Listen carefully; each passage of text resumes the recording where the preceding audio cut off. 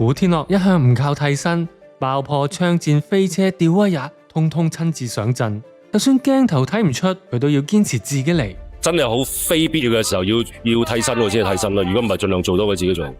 拍真三國無雙嘅時候，古天樂飾演傳奇猛將呂布。拍一場激戰戲嘅時候，武器唔中右眼，唔係吉隻眼皮啊，係吉隻眼珠，係即刻流血同埋流啲 gel 出嚟。現場嚇到所有工作人員都呆咗，導演仲嚇到個心離一離。好驚，當時好驚，係非常之恐怖，因為哇，我一見到呢個手成面係血。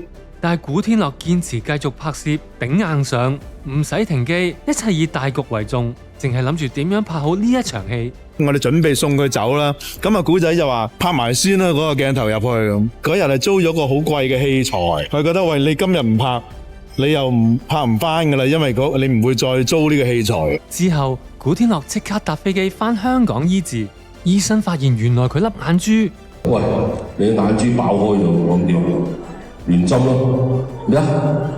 眼珠可以連針，可以，你眼珠連咗8針。首先眼珠係冇得落麻醉㗎，咪就咁亂咯。